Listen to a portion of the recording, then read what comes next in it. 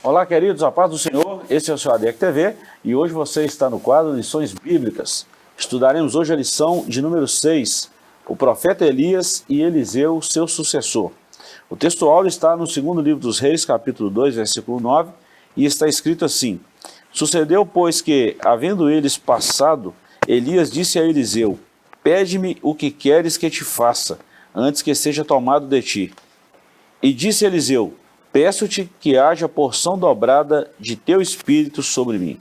Verdade prática. A história de Elias e Eliseu nos inspira a andarmos com pessoas que desfrutam de intimidade com Deus e que, por isso, vale a pena serem seguidas e imitadas. A leitura bíblica em classe está no segundo livro dos Reis, capítulo 2, versículos de 1 a 15. Uma leitura muito extensa, mas uma história muito gostosa. E a nossa lição tem um objetivo geral, que é descrever o fim da trajetória de Elias e o começo do ministério de Eliseu. E ainda 3 objetivos específicos em cada tópico. Primeiro, expor o final do ministério de Elias. Segundo, destacar o pedido destemido de Eliseu. E terceiro, registrar a concretização do início do ministério de Eliseu. Comigo aqui, mais uma vez, professor Joás, muito bem-vindo. E nós estamos na 6ª lição. Parece que foi ontem que começamos o trimestre, já estamos praticamente na metade. Vamos lá, metade do caminho já andamos, né? Professor, nós começamos lá com a ascensão de Salomão, depois o reino dividido de Jeroboão e Roboão, depois começamos aí no ministério do profeta Elias na lição 3, Acabe e Elias. Na lição 4 nós estudamos Elias e os profetas de Baal. Na lição passada estudamos o reinado de Acasias e agora nós estamos falando da sucessão de Elias por Eliseu, 2 profetas de nome e renome dentro do Antigo Testamento. Sim, Eliseu começou a andar com Elias, né, depois que Elias lançou a capa sobre ele, né, e é interessante que Elias foi convocado pelo próprio Deus a escolher um sucessor, né, a levantar um sucessor. Isso é muito prático, né, traz lições muito práticas para nós, né, que a gente precisa se preocupar com esse aspecto do legado, né? O que eu vou deixar, né? Eu não vou viver para sempre. O que eu vou deixar aí para as gerações, né, que virão? E Elias parece que treinou muito bem o sucessor, né? Verdade. Teve muito sucesso com Eliseu, né? Se tratando de Elias, professor, indiscutível o ministério de Elias no Antigo Testamento, né? É o profeta que representa todos os demais profetas. Profeta de fogo, né? Não é? Nós vimos aí como que Deus usou tão poderosamente, né? Nós passamos aí por pelo menos 3 lições, né, vendo como que Deus agiu pela vida de Elias, né, e como Elias foi fiel ao que Deus chamou ele para fazer, né? Parece que quanto mais fiel um homem é ao chamado de Deus, né, mais eficaz é esse chamado, mais forte, né, mais poderoso é esse chamado, né? Muito bom. Então vamos lá.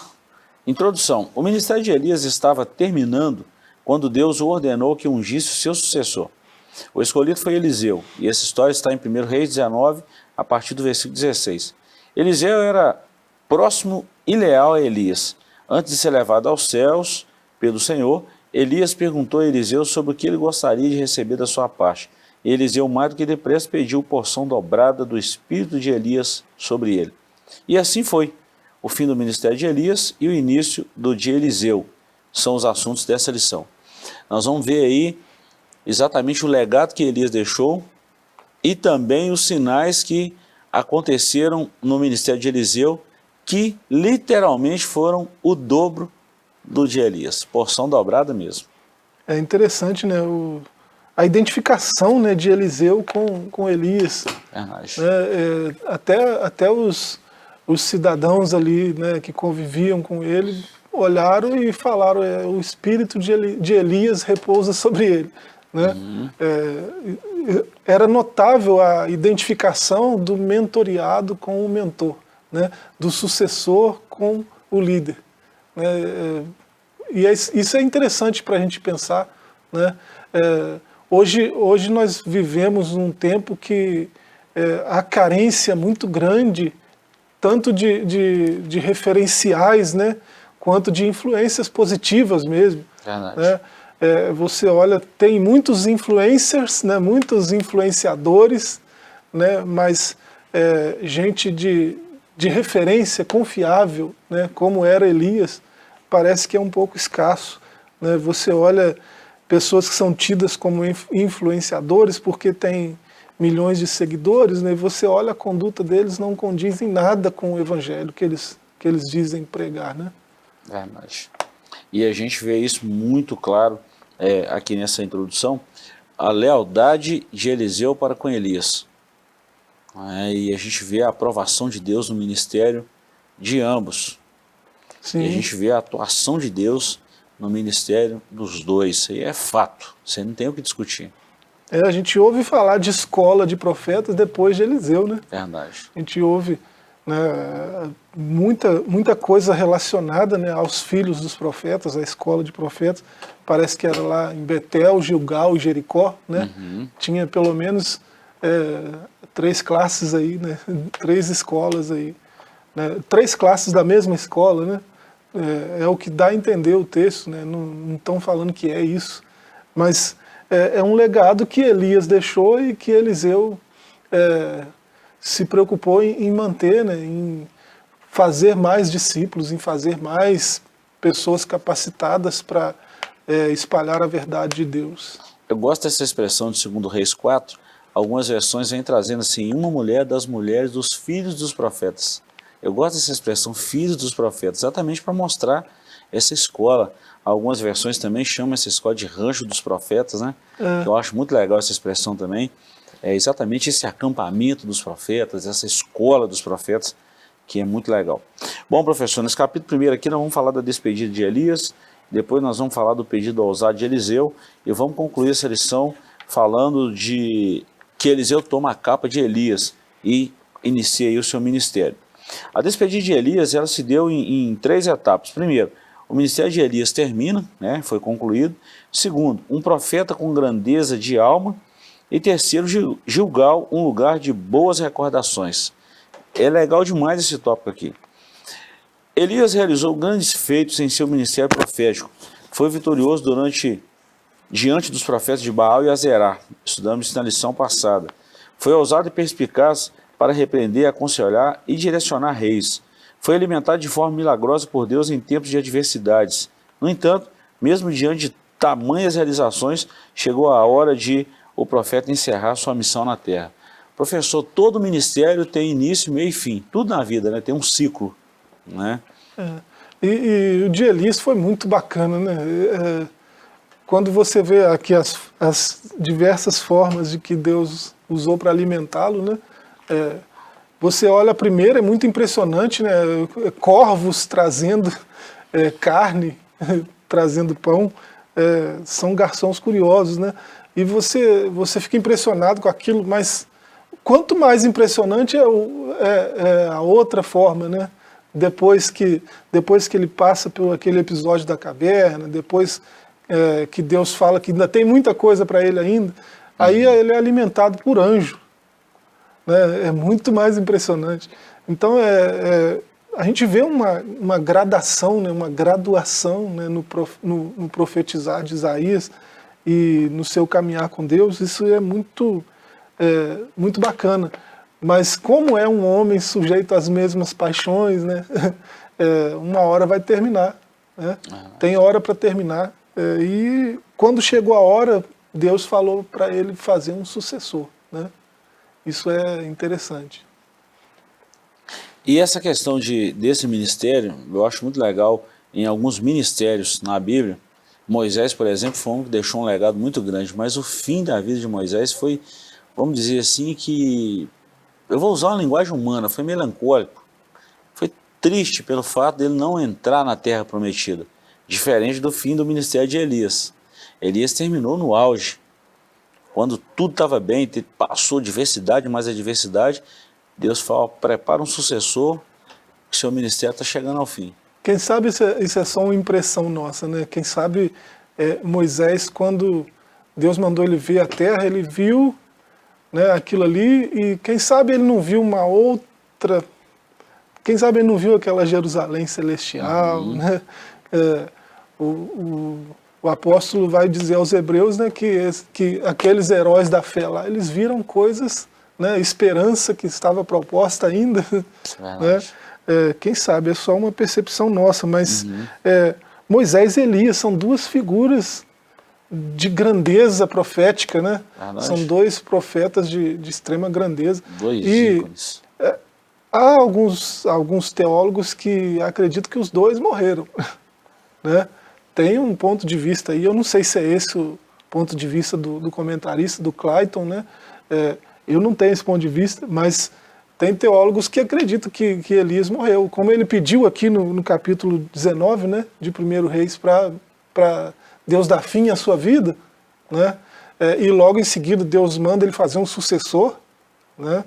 Aí passa um período de tempo aí, Deus o toma, né, naquele redemoinho. Há quem interprete isso como Deus teria feito o mesmo que fez com Moisés, né? Matou e escondeu, né? Mas é só uma especulação. É uma especulação mesmo, né? Ponto 2 aí, professor. E a gente está falando desse ministério de Elias, né, que tem um ponto final. Já a gente vai falar da grandeza de alma, o que esse camarada realizou.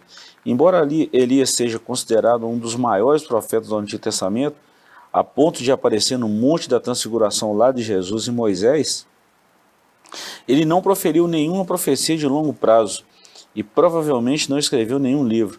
Isso nos ensina que a grandeza de um profeta não é medida somente pelo tempo do cumprimento de suas profecias, mas principalmente pela integridade e grandeza de sua alma. Elias era um camarada respeitado. Tinha gente em Israel que tinha medo dele. Porque como ele era um profeta assim, imediatista, né? Ele profetizava algo que vai acontecer agora, que vai acontecer amanhã, né? Logo a profecia se cumpria, alguém já identificava, esse é profeta da verdade mesmo, profeta de Deus mesmo. Então gera um temor assim, mais urgente também, né? Sim. Mas tem profecias aí de Daniel, por exemplo, que não se cumpriram ainda. Verdade. Né? Daniel deixa de ser um grande profeta? Não se cumpriu ainda. Verdade. Né? A gente sabe que vai cumprir. E boa parte se cumpriu, né? Grande maioria. Amós, por exemplo, também no mesmo estilo. Isaías no mesmo estilo, muita coisa. Um dos maiores profetas messiânicos, Isaías, vamos falar aí que boa parte das suas profecias, todas em Jesus se cumpriram. Claro que tem algumas por vir ainda, né? Como milênio, como o retorno de Jesus, como a salvação da nação de Israel e por aí vai. Mas são homens de grandeza, né? De grandeza de alma, de caráter. Né? Isaías teve uma morte trágica, mas não deixou de ser um grande homem, né? Um grande profeta. Verdade. E interessante que Elias também não deixou nenhum legado escrito. Alguém escreveu sobre, né? Acredita-se aí, professor, entre Neemias e Esdras, dois escribas, né? Esses livros aí históricos e esses registros aí dos livros das crônicas, né? Dos relatos dos reis de Israel. Sim. Mas escreveram sobre ele. E a gente vê essa história aí. Eu acho muito legal esse ponto de escrita, porque tem muita gente que acha que a Bíblia é um livro de ficção. Acha que é um livro qualquer. E a Bíblia relata, ressalta, reafirma e bate muito nessa tecla, mostrando aí que não é um personagem ilusório, é um personagem real. Ao que tudo indica, ele mesmo não escreveu nada, né? Mas Deus levantou alguém para escrever, narrar os fatos, né? As palavras que ele falou, as profecias, né? E foi, grande parte foi registrado, né? Muito bom. Posteriormente. Muito bom. E se cumpriu. O legal é isso aí, né? Ponto 3, Gilgal, um lugar de boas recordações. Elias estava em Gilgal quando iniciou os preparativos para o seu arrebatamento. Esse lugar foi cenário de grandes e marcantes acontecimentos. Em Gilgal foi estabelecido o memorial da travessia do Jordão realizado por Josué. Ali também os israelitas foram circuncidados e celebraram a primeira Páscoa na Terra Prometida. Foi em Gilgal que Elias tomou ciência do término do seu ministério profético. Deus tem umas particularidades com alguns lugares, né? É no mínimo curioso. Celebração da primeira Páscoa, né? Foi ali que foram divididas as tribos também, né? Josué 4, 5. Foi ali que o maná cessou, né? Olha bem. Nesse episódio aí da primeira Páscoa, o maná veio até ali. chegou ali e cessou. Né? É como se fosse o limiar da Terra Prometida. Né? E ali é um lugar emblemático, né? Foi ali que houve esse diálogo de Deus com Elias, né? Sobre o sucessor, né? Sobre fazer um sucessor. Professor, é muito legal quando a gente tem esses conteúdos históricos assim na nossa lição, isso traz uma riqueza, vamos falar assim, extraordinária, né? Pois é. Você vê a importância do lugar, né? Não é um lugar místico, não é um lugar... Mas ali aconteceu muita coisa importante, né? Já pensou, você chega ali e você vê... Não, aqui que Josué atravessou o Jordão, Muito foi nesse legal. ponto. Muito Como legal. que eu sei? Porque tem um memorial aqui, essas pedras, né? Deus mandou ele colocar, então ele colocou, ele fez isso aí. Né? Já pensou olhar para o memorial de Josué ali, né? E é onde Elias está quando Deus tem esse diálogo com ele, né? De que Vamos dar alguns precisa... exemplos aqui, professor. Eu tive a oportunidade de conhecer alguns lugares aqui no Brasil, por exemplo, quando a gente vai, você já morou na região não tão próxima, mas pertence a esse estado, né? Mas quando a gente roda ali, por exemplo, o sul fluminense, região sul fluminense, no Rio, a gente vê ali Vassouras, próximo ali para cima de Três Rios um pouco, a gente vê muitos lugares ali que eram colônias de escravos, e tem lá aquelas fazendas antigas que marcaram história. Você vai, por exemplo, no sul da Bahia, entre o sul pela 101, você vê ali muitos memoriais que foram muitas... Tem uma ponte lá que foi feita por Dom Pedro. Bacana. Né? Onde Dom Pedro tinha casa e por aí vai. Teresópolis, Petrópolis são histórias. Olha que isso traz à memória muitos fatos, muitas histórias positivas, muitas coisas boas. Agora imagina um lugar onde foi um palco da ação de Deus para o seu povo. Pois é. Assim é esse Gilgal. É importante, né? Você parece que está vivendo a história, né? Você conhece a história e você está num lugar importante da história, para a história, né? Você tem um emocional envolvido, né? Você parece que o lugar te remete àquela história.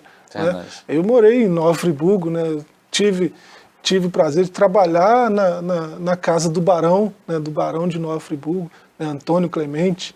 Né? Lá, muita coisa, eu não sei hoje como é que está, mas muita coisa estava intacta, tinha lá os móveis dele, o piano dele, toquei naquele piano, né? É o que Arthur Moreira Lima usou para tocar. Isso já traz um monte de coisa, né, para o emocional da gente. Então, é bacana você estar num lugar onde a história é rica ali, né? Você se sente parte da história, né? Muito bom. É exatamente esse o cenário de Gilgal. Exatamente esse. Bacana. Professor, nós vamos dar uma pequena paradinha aqui e voltamos já já. Nós vamos dar uma pequena paradinha aqui no nosso programa e voltamos já já com a segunda parte dessa lição maravilhosa. Não saia daí.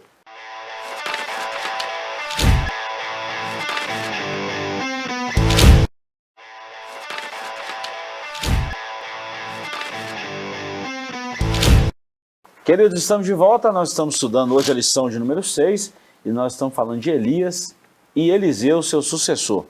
Professor, nós encerramos o bloco anterior falando dessa região de Gilgal, um lugar de boas recordações, e nós vamos entrar agora no pedido ousado de Eliseu, para, vamos falar assim, ter esse ministério, seguir o ministério profético, ainda mais depois de um legado extraordinário de Elias, nada menos que uma porção dobrada, né? E Eliseu parece que é um bom discípulo, né?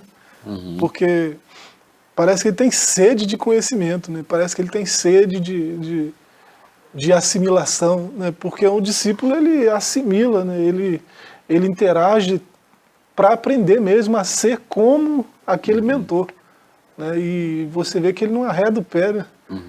É muito interessante como ele segue tão de perto Elias que precisa Deus intervir para separar os dois, né? Era um relacionamento muito bom, né? A gente vê isso hoje, professor, nós vamos falar aqui em 3 tópicos também. Primeiro, a fidelidade de Eliseu, porção dobrada, e Elias, a inspiração de Eliseu. A gente vê isso no perfil de liderança, que todos os perfis de liderança, por exemplo, ele precisa destacar essa vocação nos seus liderados. A gente via muito isso no passado, né? Ah, quando eu crescer, a gente vê nós crescemos no meio assim. Quando eu crescer, eu quero pregar igual o pastor fulano de tal. As meninas, quando eu crescer, eu quero cantar igual a Lauriette, quero cantar igual Cassiane, né? E a gente vê que isso tá esvaindo aos poucos, a gente não vê esse legado sendo deixado pela liderança, coisa que preocupa a gente. É preocupante porque por que ninguém quer mais imitar, né? Por que ninguém quer mais se espelhar em ninguém? Nós vivemos tempos onde as pessoas estão muito imediatistas, estão muito superficiais, né? A gente quer tudo para agora e a gente só quer coisa que às vezes não acrescenta em nada para a nossa fé, para a nossa trajetória de fé, né? Então a gente acaba vivendo na superficialidade quando podia ter muito mais de Deus, né? E a gente não tem por causa da nossa atitude mesmo, né? Como seria a minha vida se eu andasse de perto, mais de perto, né? Ao ponto de andar tão de perto igual Elias e Eliseu aí, né? Eu aprenderia muito mais, eu seria muito mais edificado, minha fé seria muito mais forte se tivesse essa atitude. Então falta referencial, mas também falta essa atitude de querer aprender, né? Eu gostei de uma palavra que você falou aí, né? Dentre muitas, mas essa aí me chamou muita atenção, essa questão de, vamos falar assim, desse tempo. Hoje nós estamos vendo uma sociedade muito imediatista. Aquela coisa assim, eu quero para quando? Para ontem. Professor, assim, mais ou menos quanto tempo Eliseu conviveu com Elias, os dois juntos ali? Me parece que foram alguns... eu vi essa referência em algum lugar, coisa de 8 ou 13 anos, parece. É um tempinho bom para conhecer, né? 8 a 13 anos. Uhum. Então eles conviveram um bom tempo, né? Uhum. Deu para aprender alguma coisa, né? 8 anos é um tempinho bom, né? 10 anos, então nem se fala se for nessa média aí. Porque muita gente pensa que assim, o ministério de Eliseu surgiu do nada, caiu de paraquedas. E não foi isso, né? Ele teve um tempo com Elias, foi instruído, foi o sucessor, não foi à toa. Deus preparou o caminho. Ensinar dá um certo trabalho, né? Uhum. Mas aprender mais ainda, né? Se eu quero aprender, se eu tenho sede por aprendizado, eu preciso ter uma postura humilde, né? De saber que eu não sei tudo que preciso saber ainda, né? E uma postura de reconhecer que alguém sabe mais do que eu e eu preciso chegar perto e andar perto dessa pessoa, né? Para ver se eu aprendo alguma coisa. Então isso exige um esforço do discípulo também. Né? Somos todos discípulos de Cristo? Claro, lógico, né? Mas Jesus não descartou essa postura de mentoria, né? De mentor-aprendiz, né? De discipulador. Né? Jesus não excluiu isso, e de fazer discípulos de todas as nações, ensinando, né, a guardar tudo que eu vos tenho dito. Então isso envolve ensino-aprendizagem, mentoria, né? Foi o que Paulo fez com Timóteo, né? Pois é, ué. E com certeza Timóteo também foi tutelado pela avó, pela mãe, né? E o que me chama a atenção, professor, que mesmo depois de tanto tempo, você vê lá Paulo no final da sua vida, Timóteo, quando você vier, passa em Troade, pega lá a minha capa, porque aqui está muito frio, pega também os meus pergaminhos, meus livros, os pergaminhos. Tanto tempo ainda estudando, né? O homem ensina até hoje, talvez seja muito por isso, né? Porque não parava de aprender. Né? Verdade. Impressionante, Paulo, né? Bom, nós estamos falando de Eliseu e Elias e a gente já está lá em Paulo. Parece que é algo assim que a gente está fugindo da lição, mas nós estamos falando desse pedido ousado, né? Elias, com certeza um homem de Deus, e Eliseu viu isso nele, e Eliseu também sentiu o peso dessa responsabilidade, até mesmo porque ele era fiel a Elias, né? E ele falou assim, puxa vida, no mínimo eu tenho que ser igual ou melhor que o meu mentor, eu não posso ser menor que ele de jeito nenhum, porque as pessoas vão acreditar como nesse Deus tão poderoso. Por isso que ele faz esse pedido aí ousado, que é o nosso ponto 2, que nós vamos ler daqui a pouquinho da porção dobrada. Mas antes aí, falando da fidelidade, Eliseu serviu Elias o tempo em que eles estiveram juntos. Eu acho isso assim de extrema importância, esse fato de Eliseu servir Elias, um profeta servindo o outro, muito, muito legal. Elias algumas vezes, né, quando Deus falou que chegou a hora, né, de tomá-lo, ele disse para Eliseu algumas vezes para Eliseu deixar ele, né, seguir a trajetória sozinho, né, porque chegou a hora. E a resposta dele, né, não te deixarei, né, a resposta dele parece uma resposta de alguém que está desobediente ao mentor, né? Parece uma resposta de alguém que está se rebelando de alguma forma, né? Mas eu não sei se aquilo era um teste de Elias, eu não sei se Elias queria realmente que Eliseu se afastasse, não tem como saber, mas me parece até um teste, né? Me parece até um teste, porque esse meu mentoreado, ele é leal a mim, né? Ele é leal ao chamado dele, ou ele é só subserviente, né? Ele me obedece, né? Ele faz o que eu falo, às vezes, por quê? Por lealdade ou por subserviência? É porque, né, trazendo para os nossos dias, é porque ele tem um chamado, ou é porque ele tem um salário, ou é porque ele tem um objetivo, né, que ele mesmo traçou, né, e para chegar lá implica, né, envolve obedecer ao que eu falo, né? Por quê? Né? Talvez Elias tenha feito essa pergunta, né? Ele está andando junto comigo, tão junto assim, é por lealdade ou é por subserviência? Qual é o motivo? Né? E Eliseu, graças a Deus, Eliseu entendeu, né, que aprende quem anda junto. Verdade. Né? Para crescer eu tenho que andar junto com gente grande, né? Para ser muito grande bom também. Né? Então ele entendeu isso e decidiu ser leal, ao invés de subserviente. Verdade, que vai muito além, né? Falei além. Que ia andar com você, vou andar com você. Verdade. Quando Deus tomar, aí Deus tomou. Aí já é outra coisa. Bom, nessa subserviência dele, professor, e nessa lealdade, né, vem aí esse pedido ousado dele, que é a porção dobrada. Quando Elias percebeu que Eliseu realmente não deixaria em razão da sua lealdade e companheirismo, lhe deu o direito de pedir qualquer coisa que desejasse. Ousado também Elias, né? Pede qualquer coisa. Eliseu, mais que depressa, peço-te que haja porção dobrada de teu espírito sobre mim. O que realmente Eliseu estava pedindo. Em Israel, 2 partes de uma herança eram para o filho primogênito. Assim, Eliseu estava pedindo para ser herdeiro de Elias, ou seja, para ficar no lugar dele como profeta.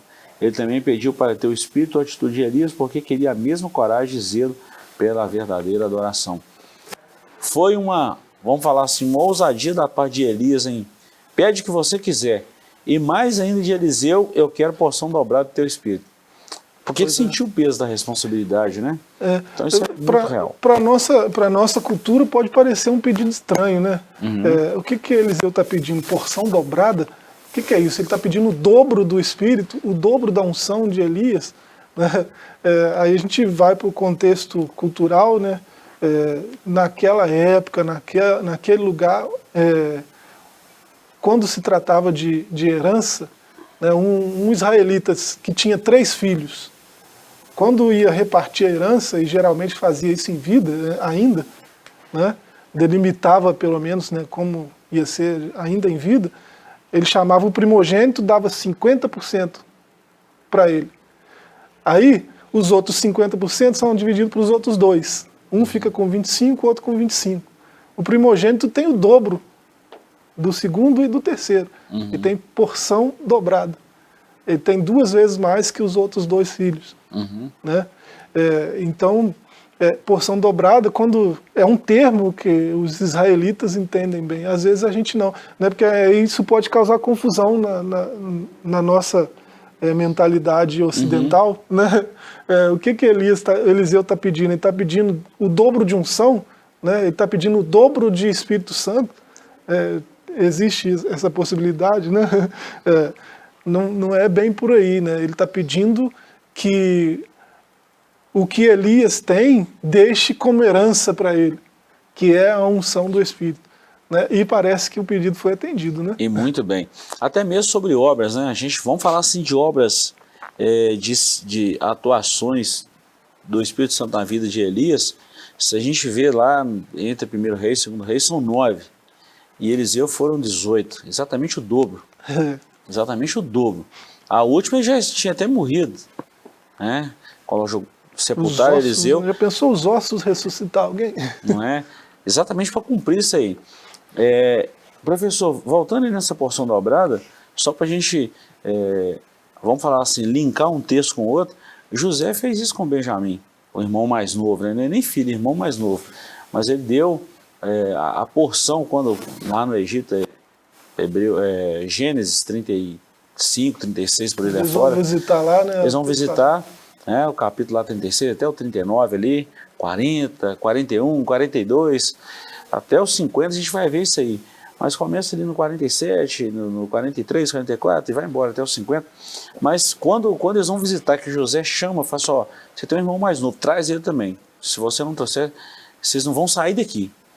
E quando ele traz, ele põe a porção de Benjamim dobrada em relação aos seus irmãos, deu uma peça de roupa para cada um, para Benjamim foram 2. Então assim, a gente vê que isso aqui para nós ocidentais, isso é uma coisa assim que traz muita confusão. Eu quero porção dobrada do Espírito, porque pega essa palavra de Eliseu. Espera, o Espírito Santo vai vir em porção dobrada? Não é isso, né? Nós vimos que não é isso, aprendemos bem. E nós já falamos também, professor, nosso tempo está findo aqui, não findo aí, que Elias foi a inspiração de Eliseu. E que inspiração, hein? Pois é. O senhor já falou aí dos milagres, né? Você olhar a grandeza daquilo, né? O que é transformar águas que matavam em águas, né? Que traz alívio, né? Traz uma coisa bem diferente de morte. Né? Isso no capítulo 2, né? Você vai no capítulo 3, a água que é dada ao exército, né? O exército não morre por causa disso. Né? Tem a sua sede saciada. A ressurreição, né, do filho da Sunamita. Aquela morte na panela também é transformada em vida. Né? A multiplicação dos pães, a cura de Naamã, o machado flutuando. Olha a grandeza desses feitos. Né? Então a gente vê que o pedido que ele fez de porção dobrada do teu espírito, né, o pedido aconteceu, né, foi efetivado. Né? E Elias, até antes de partir, falou assim, ó, se você me vires quando eu for tomado, isso vai acontecer. Vai acontecer. Eu fico a última profecia de Elias. Eu fico impressionado, como que Deus, assim, vela pela palavra dele. E como que Deus, vamos falar assim, dá respaldo à palavra de um dos seus profetas. É tremendo isso na vida de Elias. Não é à toa que é um dos representantes dos profetas do Antigo Testamento, né? E tem uma coisa muito interessante aí, muito simbólica até, né? Quando Elias é tomado, a capa dele fica. Fica, exatamente. Né? O chamado de Eliseu se deu pela capa. Né? E depois o povo vê Eliseu com a capa de Elias, né? E o povo entende que ele tem a mesma autoridade. Né? Muito bom. O mesmo Deus que usou Elias ia usar Eliseu também. E o primeiro sinal de Eliseu, como profeta, sucessor de Elias, lançou a capa sobre o Jordão. Onde está o Deus de Elias? E o Jordão se abriu e ele passou. Olha só. É muito legal. A Bíblia é fantástica, professor. A gente fica assim, a gente sempre fala na Bíblia da leitura, de estudar. Tem gente que a gente já tem enjoado. Poxa, falando de Bíblia de novo, falando em estudar, de leitura, de livro. Mas olha que riqueza são essas lições nossas, os estudos. Isso é maravilhoso, né? Nós acabamos entrando no ponto 3 aí, né? Não é? E é isso que é bom. Eliseu tomou a capa de Elias. Eu gosto da palavra de Deus que é assim, vai linkando um texto com o outro e vai embora. Esse tópico aí está em 2 subtópicos. Primeiro, a comunhão de Elias e Eliseu, já falamos sobre isso. E também a capa de Elias. Esses 2 tópicos aqui nós já falamos, mas eu quero ler só um subtópico aqui do ponto 2 aqui. Elias deixou sua capa cair quando foi levado ao céu. Essa capa foi a herança que o profeta deixou para o seu servo Eliseu. Ela legitimou o ministério dele publicamente ao tocar nas águas do Jordão e dividi-las para uma banda e outra. Esse episódio foi visto pelos filhos dos profetas de Jericó, que imediatamente reconheceram que a unção de Elias estava sobre Eliseu. E eles procuraram Elias durante um tempo, né? Vamos ver se nós achamos Pois ele é. aí. Rodou para tudo quanto é lado, não achou, não acreditou. E Eliseu falou, não vai que ele foi tomado. Eles insistiram, foram procurar e não acharam, depois voltaram e acreditaram, e então se deu o ministério do profeta Eliseu. E vamos falar, professor, que ministério, hein? Que referência. Você ter ideia, né, pelo menos 50 anos, né, Eliseu profetizou sobre Israel, né? Pelo menos 50 anos. Então foi um ministério de sucesso, né, e um ministério que durou bastante tempo, né? Muito bom. Professor, vamos falar uma observação concluindo essa lição aí. O que você destacaria na vida do profeta Eliseu e também do seu antecessor, né, vamos falar assim, Elias?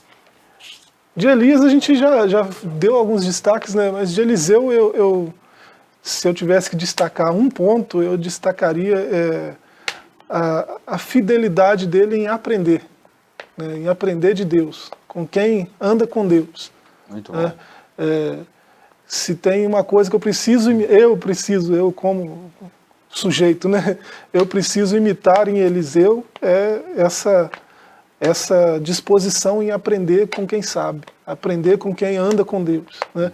Eu posso andar com Deus melhor se eu me aproximar de pessoas que já andam com Deus e isso já é efetivo, né? Isso já é evidente na vida dessas pessoas. Então, em tempos como os nossos, isso é urgente, né? Que a gente tenha essa postura, né? De querer aprender, né? Essa postura humilde, né? De ser mentoreado por alguém. Né? A gente vive gente que começou agora a caminhada cristã e já quer ensinar todo mundo. Mal aprendeu. Eu preciso ter uma postura diferente dessa. E ter a humildade que você destacou muito bem, professor, e saber que a hora dele também vai chegar. Pois é. Não ultrapassar, não querer passar a perna, não querer derrubar, e assim, ser um servo leal daquele que caminha junto. Isso é muito bom, né? Muito Talvez bom. por isso durou 50 anos seu chamado. E Deus honra isso, tá? Deus honra isso. Pois bem, chegamos ao final do nosso programa nesse dia tão glorioso. Estudamos a eleição de número 6 e esperamos ter você em um dos nossos tempos. Participe com a gente de forma presencial. Deus te abençoe e até o nosso próximo programa, se Deus assim nos permitir. Forte abraço e até lá.